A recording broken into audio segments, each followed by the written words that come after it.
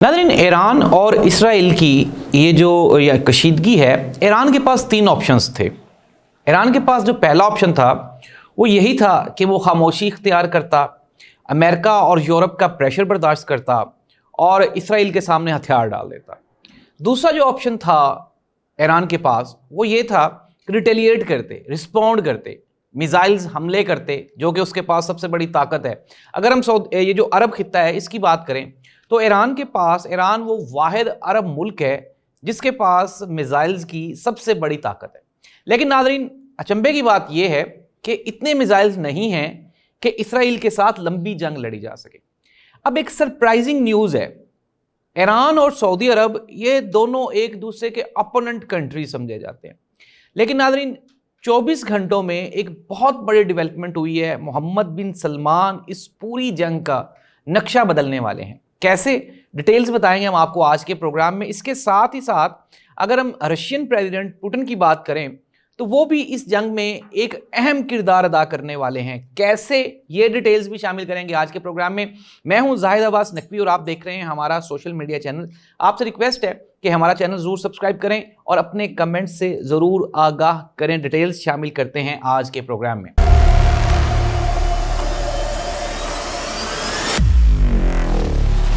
Programme का आगाज़ करते हैं। सबसे पहले आपको एक बड़ी डेवलपमेंट बताने जा रहा हूँ। डेवलपमेंट ये है कि मोहम्मद बिन सलमान जो सऊदी वली अहद हैं, उन्होंने सरप्राइजिंगली ईरान के साथ खड़े होने का ऐलान कर दिया। आप ये जानते हैं कि मोहम्मद बिन सलमान डोनाल्ड ट्रंप का बहुत करीबी दोस्त समझा जाता है और एक सबसे बड़ा जो रीज़न है या जो एक्सपेक्टेड किया जा रहा था इसराइल की जानिब से भी, यूरोपीय यूनियन की जानिब से भी और जो बड़ी ताकतें उनकी जानिब से, ये एक अज्यूम किया जा रहा था कि सऊदी अरब किसी भी कीमत पे ईरान के साथ खड़ा नहीं होगा और इसराइल ने ये समझकर ये जंग शुरू भी की थी। लेकिन नाज़रीन, अब हुआ क्या है, मैं आपको थोड़ा सा बैकग्राउंड बता देता हूँ। इसराइल इससे पहले लबनान, शाम, मिस्र, इराक, इन 4 ममालिक में तबाही मचा चुका है। अब ईरान की बारी है और ईरान के बाद ये ऑटोमेटिकली अंडरस्टूड सी बात है कि मशरिक़ वुस्ता में जो ग्रेटर इसराइल और नेतन्याहू का जो अगला जो टारगेट होगा, पाकिस्तान की बारी तो बाद में आएगी, सबसे पहले बारी आएगी सऊदी अरब की। और जो सऊदी वली अहद मोहम्मद बिन सलमान हैं, उन्होंने इस चीज़ का अंदाज़ा लगाते हुए, इस जो इसराइली जो साजिश है इसको भांपते हुए, उन्होंने अब बिल आखिर ये ऐलान किया है कि सऊदी अरब ईरान के साथ खड़ा हो जाएगा। नाज़रीन, यहाँ पे बात रुकती नहीं है। अब अगर हम बात करें सऊदी अरब की, तो सऊदी अरब की तो अपनी वहाँ पे फ़ौज नहीं है, ना ही सऊदी अरब के पास असलहा है। लेकिन सऊदी अरब के पास एक बहुत बड़ी ताकत है और वो है पैसे की ताकत, दौलत की ताकत। आपको याद होगा भी रिसेंटली ट्रंप जब वहाँ पे दौरे पे गया तो उन्होंने $बिलियन के उसको तोहफ़े पेश किए और इसके अलावा जो उसका प्रोटोकॉल था वो शाहाना था। इट मीन्स दैट कि सऊदी अरब के मोहम्मद बिन सलमान के पास जो दौलत है, जो पैसा है, अब वो ईरान की हेल्प उससे की जाएगी। अब ईरान को तो पैसे चाहिए नहीं, ये सवालिया निशान है।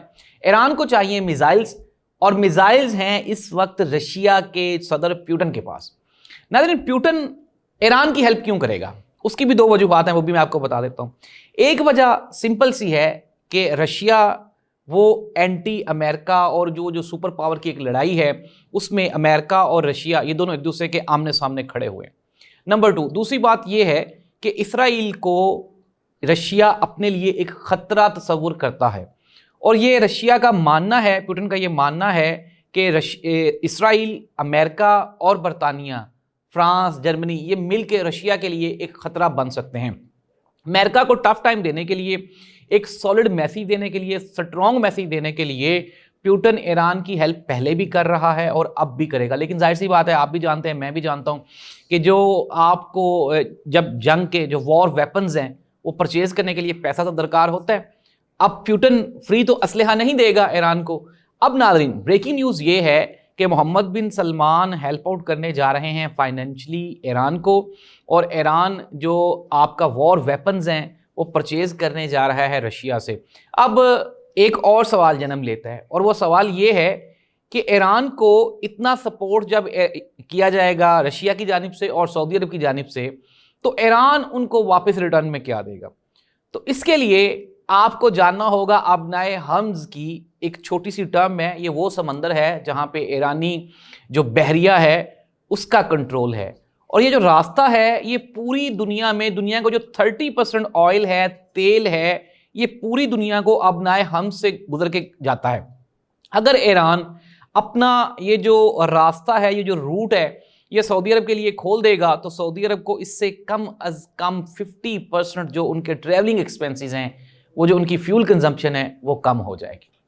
یہ تھے وہ راز جو میں نے آپ کے سامنے رکھے۔ ناظرین، تازہ ترین صورتحال ایران اور اسرائیل کی جو جنگ ہے اس میں یہ ہے کہ اب تک کی جو کنفرم سورسز کی خبر ہے کہ 200 سے زائد ایرانی وہ شہید ہو چکے ہیں، 1000 کے قریب جو ایرانی ہیں وہ زخمی ہیں۔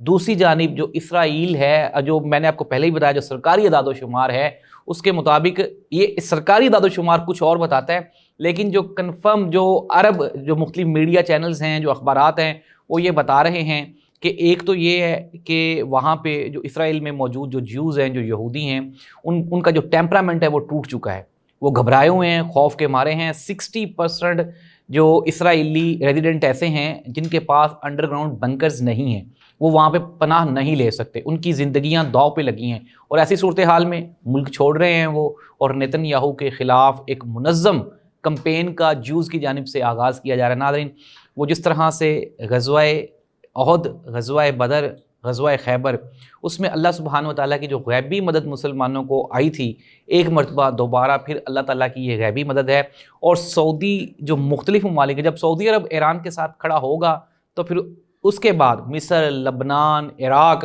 شام، یہ وہ تمام ممالک ہیں جن کی مجبوری بن جائے گی کہ وہ ایران کے ساتھ کھڑے ہوں۔